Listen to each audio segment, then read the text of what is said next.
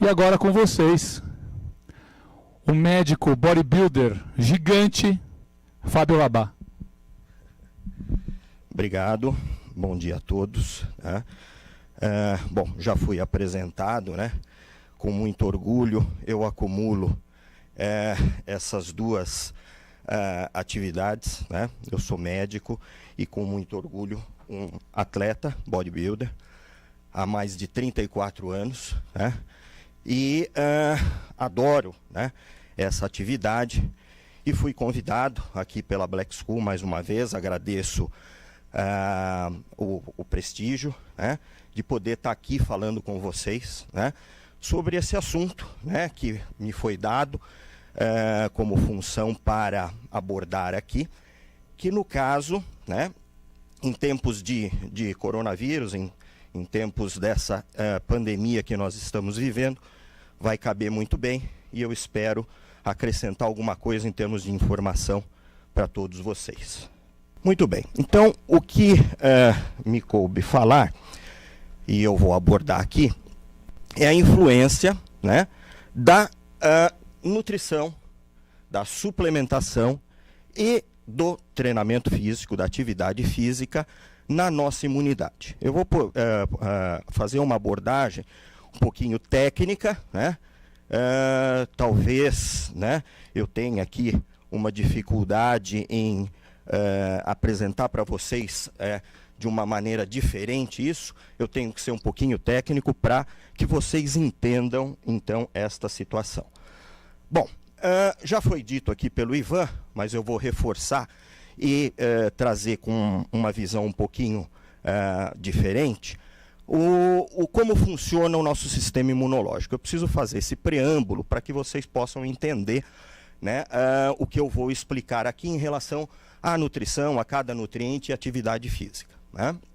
Bom, como já foi dito, nós temos a nossa imunidade inata, que é essa imunidade natural, é a imunidade com a qual nós já nascemos, é uma imunidade congênita, né? Ela não precisa de nada para que a gente tenha esta imunidade. Nós nascemos com ela e esta imunidade, né, é a primeira a atuar dentro das nossas defesas, né, quando nós somos expostos a algum patógeno, tá certo?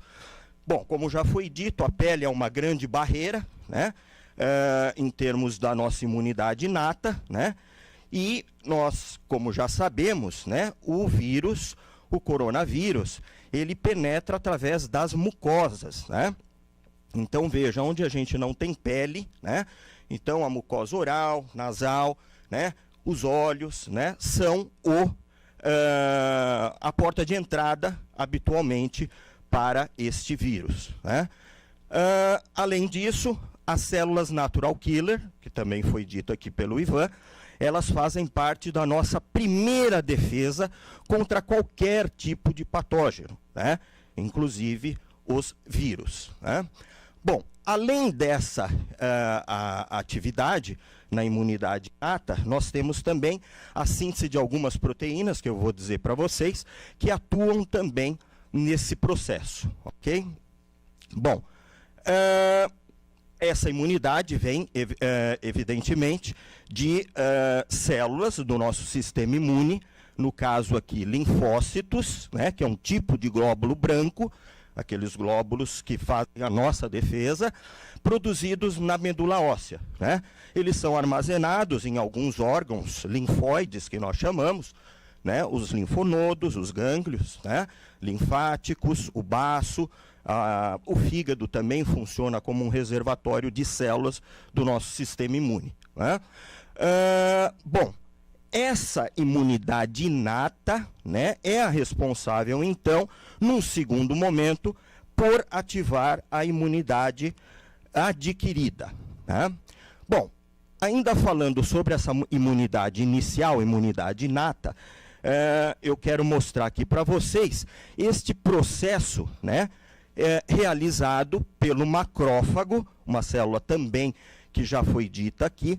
O macrófago é uma célula, um glóbulo branco, uma célula de defesa, que atua basicamente fazendo o processo que a gente chama de fagocitose.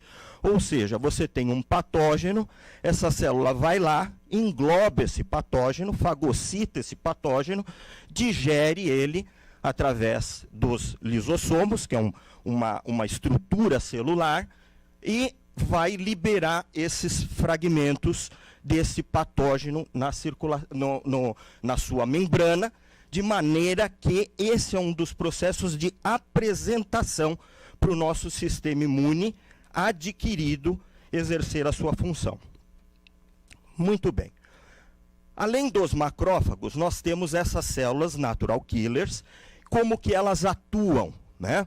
Essas células, na verdade, elas possuem grânulos, elas atuam com os seus grânulos. Elas identificam uma célula infectada pelo vírus, vão lá, se ligam a esta célula e liberam seus grânulos no interior dessa célula de maneira a destruir esses patógenos e muitas vezes a destruir a própria célula infectada. Muito bem. Além disso, como eu falei para vocês, nós temos a atuação em relação a alguns vírus através de proteínas. Os interferons é um tipo de proteína, né, que, na verdade, atua com uma ação antiviral. Como que isso funciona, né? Na verdade, o próprio vírus, ao infectar a célula, vai ativar esse gene produtor de interferon dentro dessa célula, de maneira que, uma vez que essa proteína é produzida, ela é liberada na circulação por essa célula e ela vai se ligar às células não infectadas pelo vírus, de maneira que esta proteína, então, vai acabar desencadeando um processo, né, dentro dessas células de defesa contra esses vírus. Então, o próprio vírus acaba ativando essa proteína, de maneira que ela vai fazer, então, a proteção das células não infectadas, né? Então, um exemplo é o vírus da hepatite. O vírus da hepatite é combatido através desse processo, tá? Muito bem, agora sobre a imunidade adquirida. Então, a imunidade adquirida é aquela que a gente vai ter ela como específica em relação aos patógenos que infectam o nosso organismo, né? Então, nós vamos desenvolver, através dessa imunidade adquirida, basicamente anticorpos contra este patógeno, né? E a apresentação disso é feita pela imunidade inata, como eu já havia dito para vocês. Então, quando um antígeno, no caso um patógeno, penetra o nosso organismo, né, ele vai ativar essas células apresentadoras de antígeno. Então, o macrófago vai lá, fagocita esse agente infeccioso, digere e apresenta, então, na sua membrana os restos desse agente para que o sistema adquirido, então, passe a funcionar e produzir especificamente defesas contra este patógeno. Então, mais uma vez, um esquema mostrando aqui, né, o macrófago fagocitando, né, e apresentando, então, para o sistema imune adquirido, aí no caso, os linfócitos T-CD4. Esse tipo de linfócito especificamente é o responsável por ativar toda a cascata do sistema imune adquirido. Muito bem, esses linfócitos T-CD4 são aqueles que vão ativar os demais linfócitos que fazem a nossa defesa adquirida. Então, como o Ivan falou aqui, o linfócito T citotóxico, que no caso são os linfócitos CD8, e os linfócitos B. Esses sim são os responsáveis, os linfócitos B, pela produção de anticorpos, as imunoglobulinas, que vão se ligar ao patógeno de maneira que aí o nosso sistema imune possa reconhecê-lo de uma forma a atacá-lo, né? Então, essas células, os linfócitos B, é que são os responsáveis pela produção dos anticorpos como defesa no nosso organismo.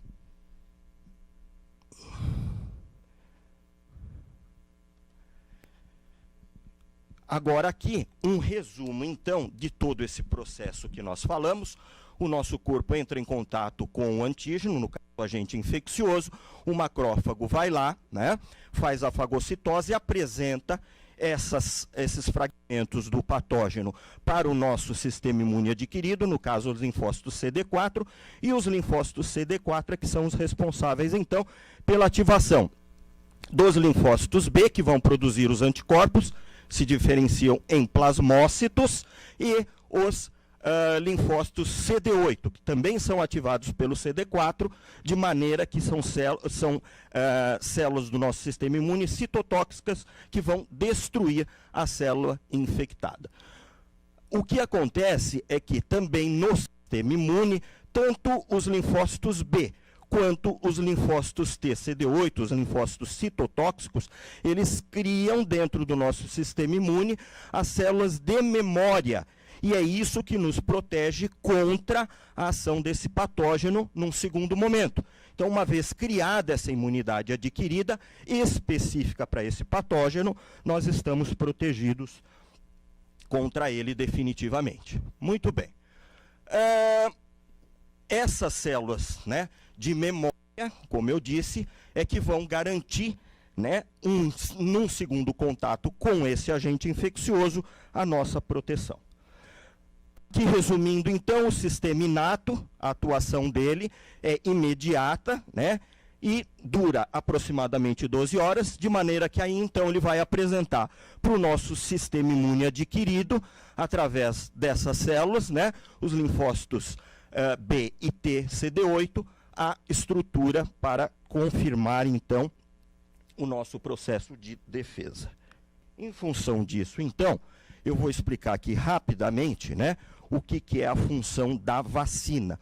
Então, a vacina, na verdade, é um processo de administração de um agente infeccioso atenuado ou fragmentos desse agente infeccioso, de maneira que a gente possa ativar, então, todo esse processo do sistema inato, apresentar para o sistema adquirido, e aí sim nós desenvolvermos, então, os anticorpos contra esse agente infeccioso. Então, a vacina nada mais é do que a indução do nosso sistema imunológico na produção de anticorpos, de maneira que, num segundo contato com esse agente infeccioso, nós podemos, então, ter a proteção através daquelas nossas células de memória que eu falei, né? Outra coisa importante, e que nesse momento, porque uma vacina demora muito tempo para ser produzida, nós estamos tentando encontrar, é um medicamento que atue no combate ao vírus. Como esses medicamentos atuariam?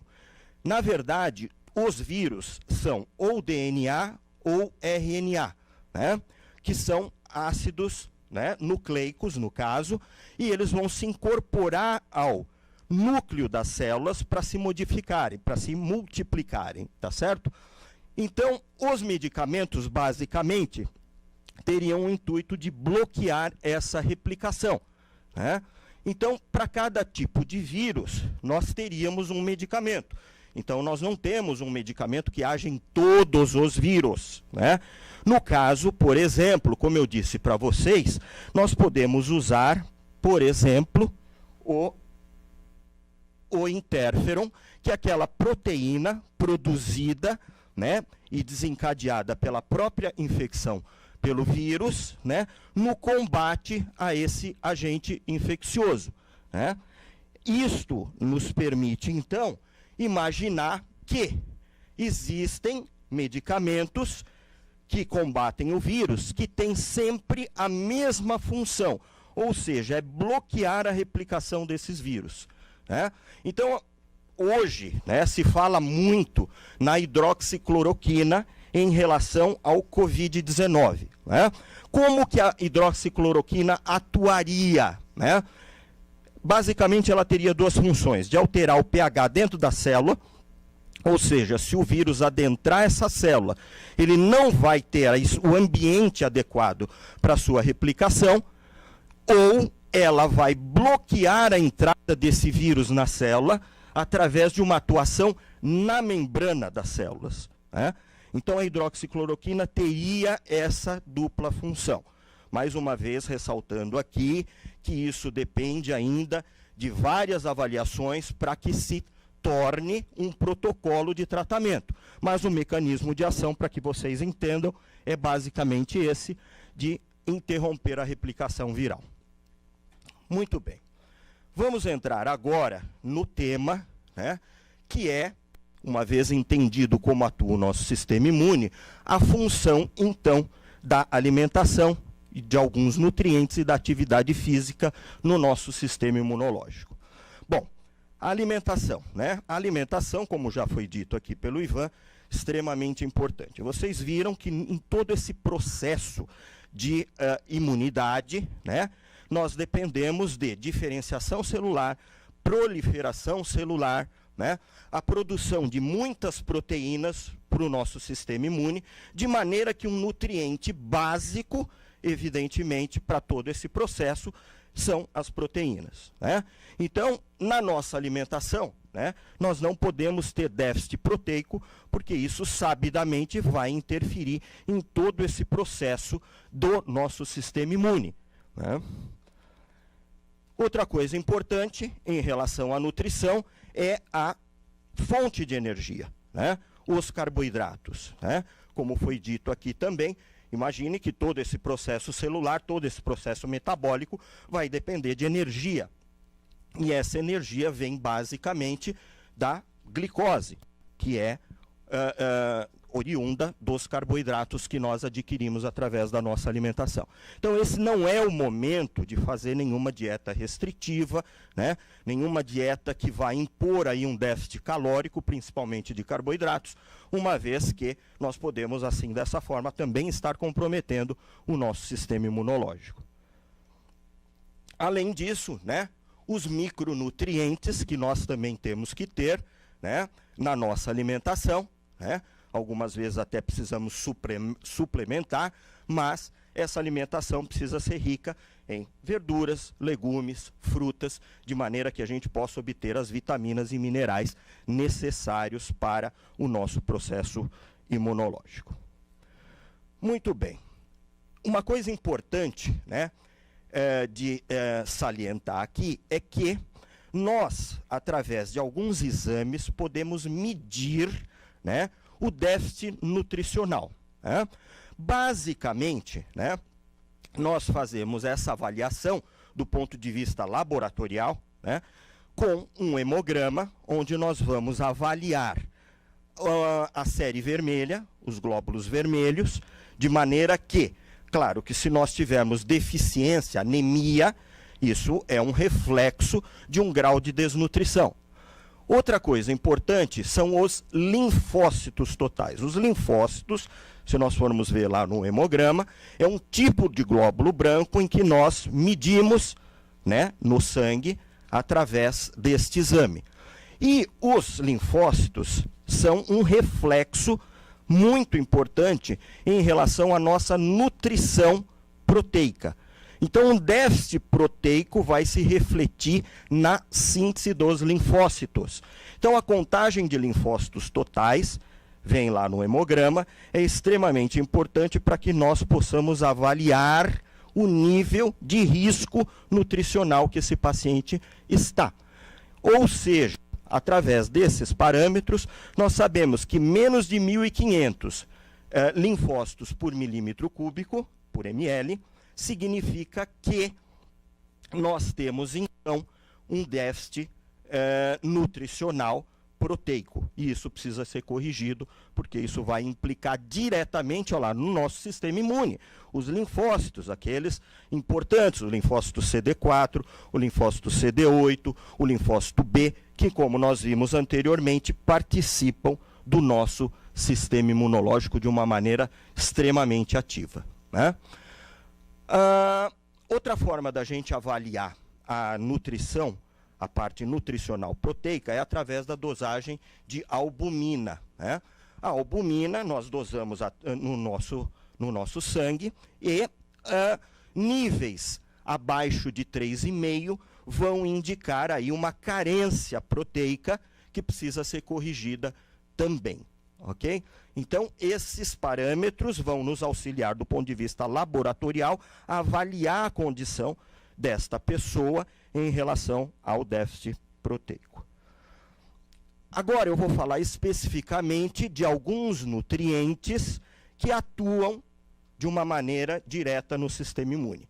Muitos deles, né, são falados aí frequentemente, agora, nessa época, né, de pandemia, né, e nós precisamos entender, então, como exatamente cada um desses nutrientes atuariam no sistema imune, para que a gente possa, então, valorizar isso, né?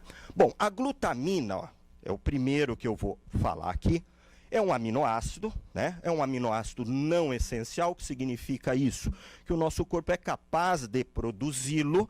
Entretanto, existe um detalhe, né, que a glutamina não é produzida nos linfócitos. Os linfócitos não têm capacidade de produzir a glutamina. Então, ela precisa vir de algum lugar, ou da nossa síntese, ou da nossa alimentação, tá certo? Ou da suplementação. E como funciona a glutamina no sistema imune? O Ivan já falou aqui. Na verdade, ela é um combustível para as células brancas. Ela é o combustível para os nossos linfócitos em termos de defesa. Outra coisa importante, o whey, né?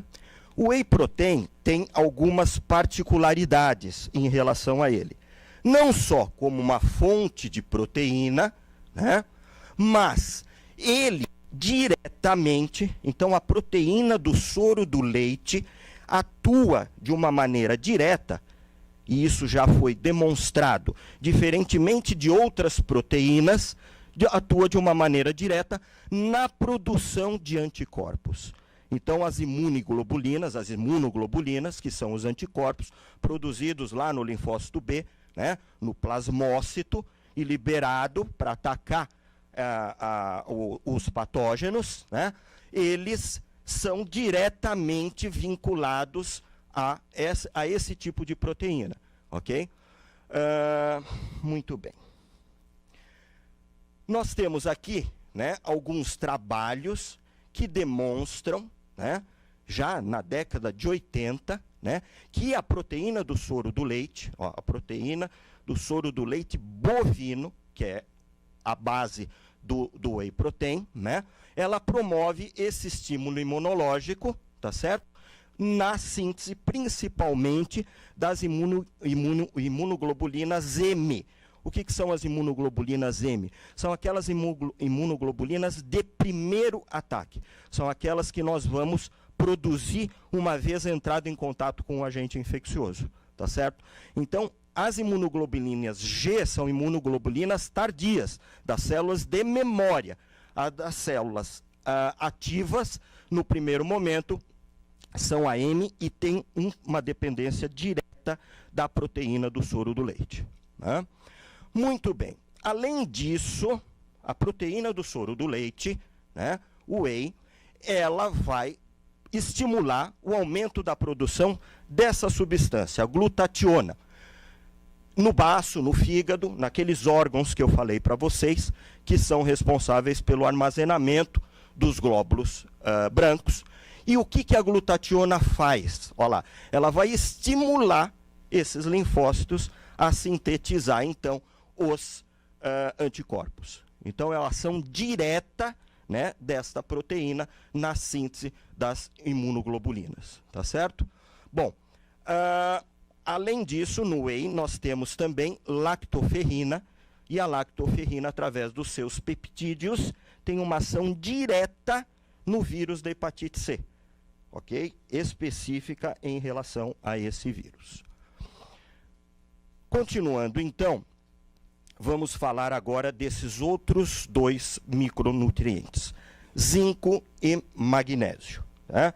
Como eles atuariam no nosso sistema imune, né? Bom, na verdade, né, o zinco, olha lá, como já foi dito, ele vai atuar no processo de mitose, ou seja, no processo de multiplicação celular, tá certo? Ativando essa enzima, né, a polimerase, né, a RNA polimerase ou a DNA polimerase. Isso que permite a multiplicação celular. Então, uma vez que nós ativamos o nosso sistema imune, nós precisamos que essas células se multipliquem para combater o patógeno que o nosso organismo está entrando em contato, né? Muito bem. Então, a deficiência de zinco mostrou que nós temos uma diminuição na produção ou na síntese dos linfócitos T citotóxicos, aqueles linfócitos que vão agir diretamente nas células infectadas, na nossa imunidade adquirida, tá certo? Então, a deficiência dele vai causar um prejuízo no nosso sistema imunológico, né? Além disso, existem relatos de que o zinco, né, e o ferro formam um complexo com essa proteína, a porfirina, que permite com que, né, as proteínas do vírus não ataquem nossas células. Então, nós criamos um complexo dentro da célula, de maneira que ele vai bloquear o ataque do vírus. E isso foi evidenciado principalmente com esse vírus atual, o novo coronavírus, este processo do zinco atuar diretamente nessa situação, né? Esse complexo proteico, né, que se forma aí dentro das células como uma forma de defesa contra o coronavírus, é mostrada no seguinte sentido: o zinco, quando depletado, né, ou seja, nós precisamos de muito zinco para produzir essa estrutura complexa dentro da célula como defesa.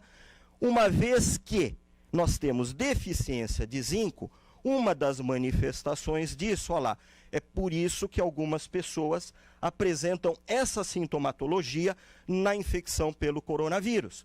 Elas têm um prejuízo do olfato e do paladar. E isso é uma manifestação da deficiência de zinco.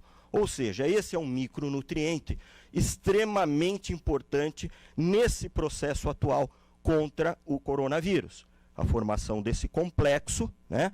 E ele participa, então, de uma forma direta na defesa contra esse vírus especificamente.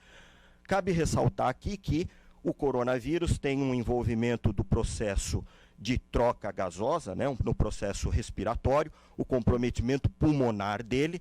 Além disso, então, o zinco, aí não atuando na imunidade, mas ele aumenta a permeabilidade da membrana dos glóbulos vermelhos, de maneira que essa troca gasosa, oxigênio e CO2, gás carbônico, se torna mais efetiva. Então, também é uma forma da gente melhorar a oxigenação, a ventilação dos pacientes através do zinco.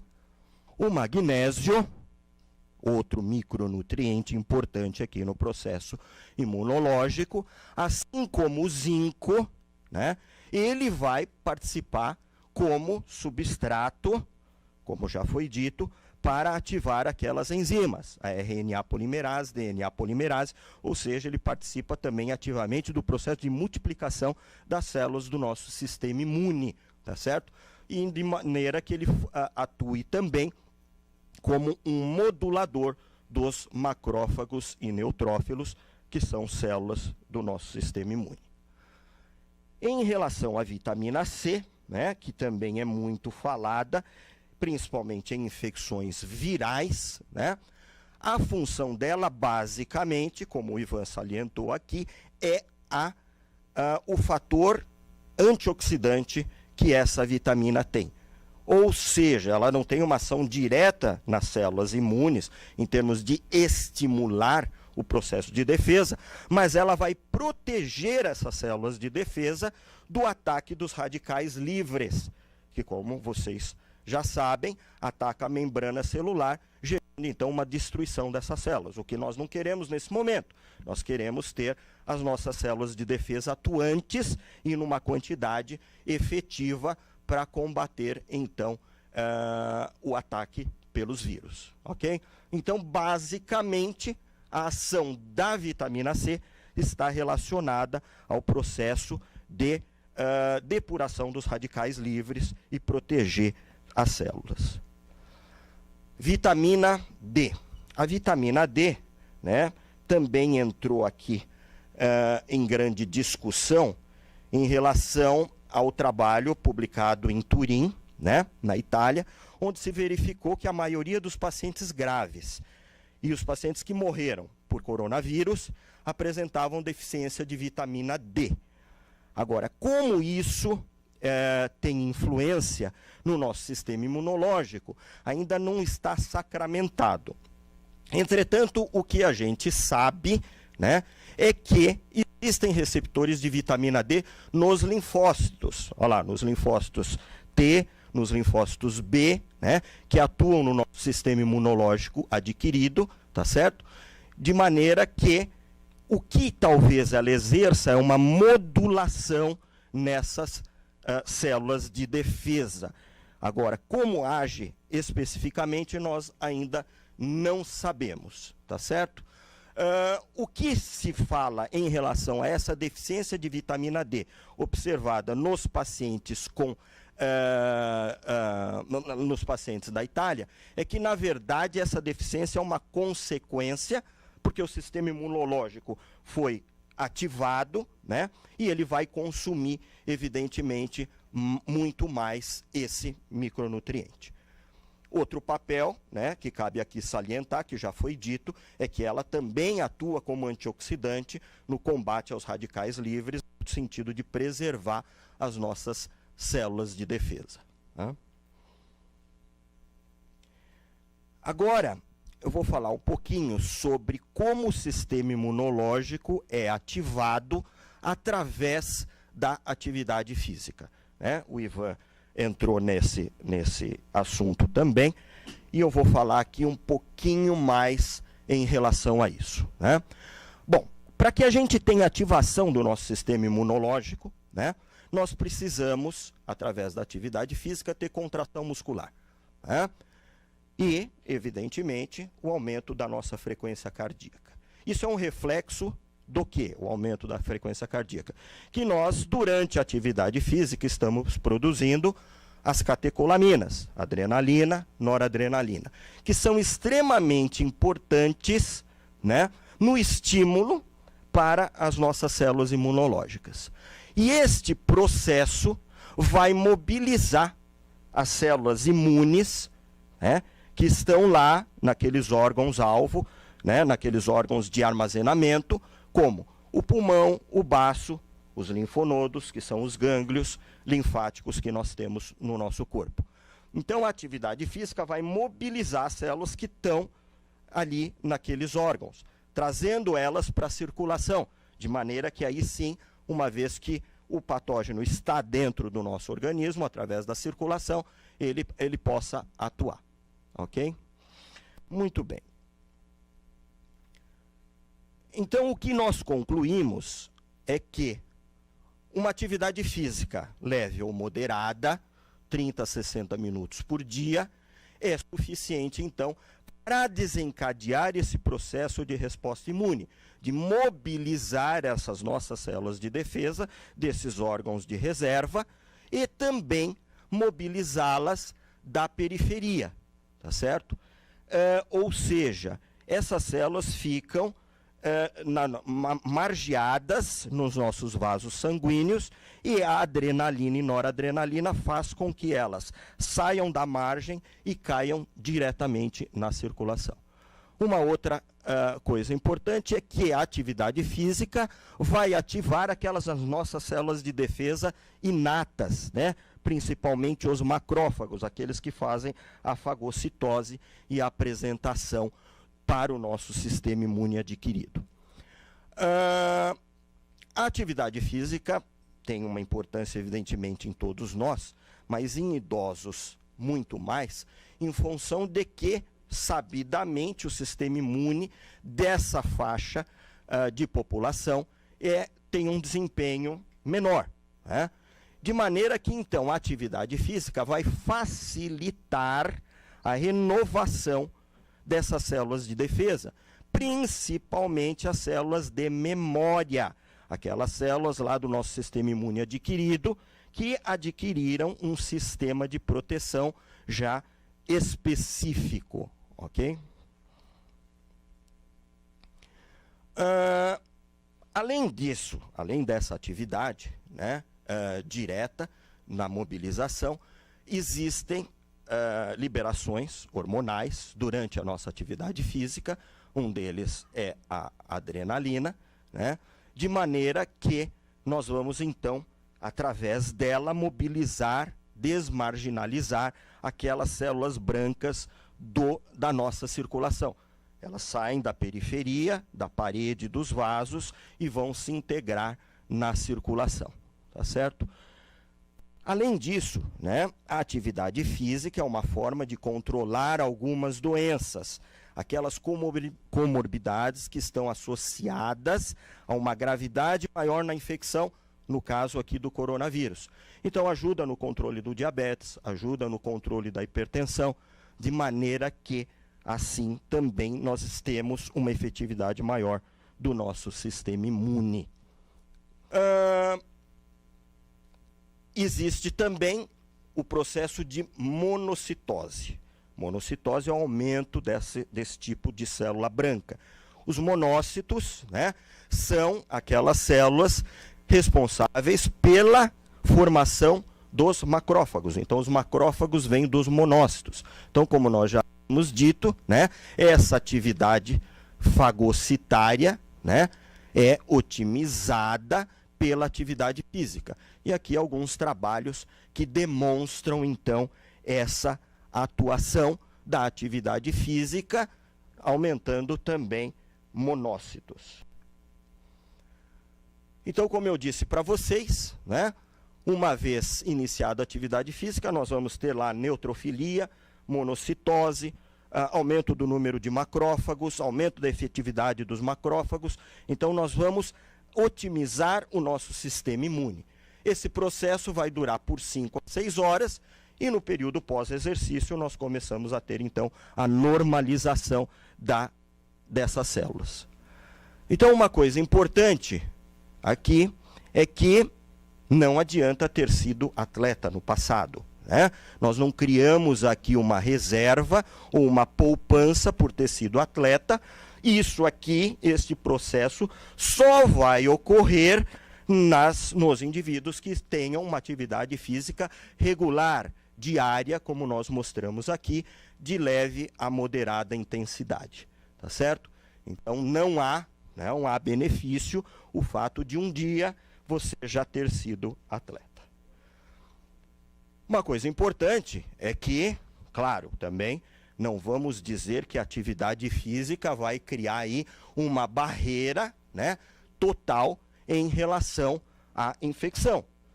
Mas ela vai nos ajudar, por um período, evidentemente, a otimizar o nosso sistema imunológico, tá certo? E a lidar com essas infecções. Uma outra coisa que cabe aqui a gente dizer, né, é que também nesse momento, né, assim como não é recomendado uma alimentação restritiva, não é recomendado atividades físicas de altíssima intensidade, uma vez que nós temos trabalhos já mostrando que uma atividade física muito intensa pode causar um efeito reverso no nosso sistema imunológico. Por quê? Nós não fomos projetados para um desgaste excessivo. Nosso organismo não tolera esse desgaste excessivo. E ele vai entender isso como um estresse físico, de maneira que ele vai liberar hormônios do estresse. Por exemplo, o cortisol, que eu já falei para vocês que tem uma ação imunorreguladora no sentido de reduzir, então, a produção das células brancas, ou a atividade das células brancas, das nossas células de defesa, tá certo? Então, isto não é recomendado neste momento. Então, nada de, né, algo desse tipo neste momento. Normalmente, né, o cortisol vai aumentar após a atividade física. Mas esse aumento do cortisol, como eu mostrei para vocês, ele é mais tardio nas atividades físicas leves ou moderadas. De maneira que, sendo mais tardio, né, ele vai permitir então que esse processo imune dure por 5 a 6 horas. Numa atividade física muito intensa, ele vai se elevar desde o início, porque o nosso corpo vai entender como um estresse. E isso vai então prejudicar toda essa resposta imune benéfica que nós temos, e nós vamos ter um efeito justamente contrário em relação a isso. Então, exercícios intensos e prolongados, o que nós observamos?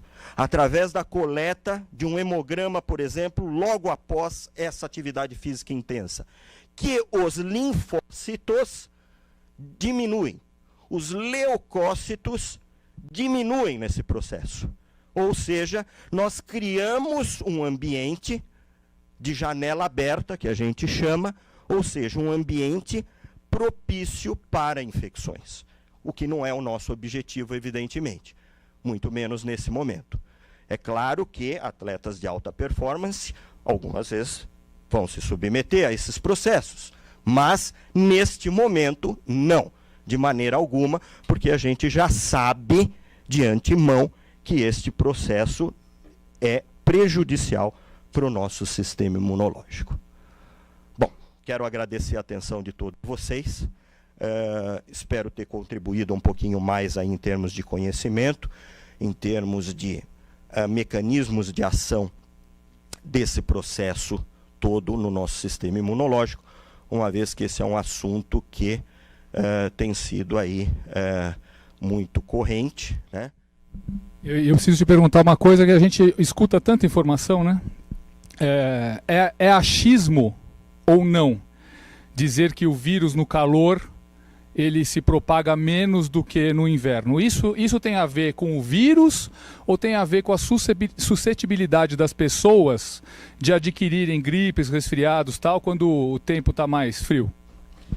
Exato. Existem dois fatores aí, né? Na verdade, o vírus, sabidamente os vírus respiratórios, no caso, né? O coronavírus é um desses vírus, eles têm uma baixa tolerância ao calor, à temperatura. Então, este é um fator que vai contribuir para que esse vírus perca a sua atividade de uma maneira mais rápida, então em ambientes mais quentes. Além disso, né, nós sabidamente temos a consciência de que durante períodos de frio nós temos uma tendência a nos aglomerar, a ficar em ambientes fechados, aquecidos, né, procurando, né, ter um aquecimento, né, e na verdade ficando mais próximos uns dos outros, né? De maneira que aí sim o vírus pode se propagar nesse sentido, né? Então, o calor ajuda. Talvez o nosso ambiente neste momento ajude. Só que o que nós estamos prevendo é que nós estamos caminhando para um período diferente do que está acontecendo nos países do hemisfério norte.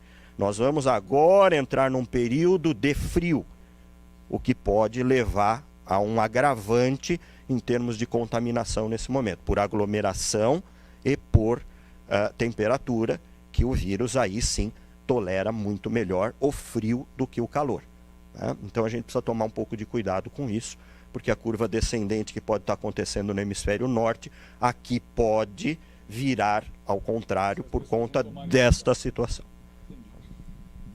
Vou aproveitar mais o senhor na mesa redonda. Até já. Muito obrigado. Obrigado. Dr. Fábio Labá, médico bodybuilder, uma das minhas inspirações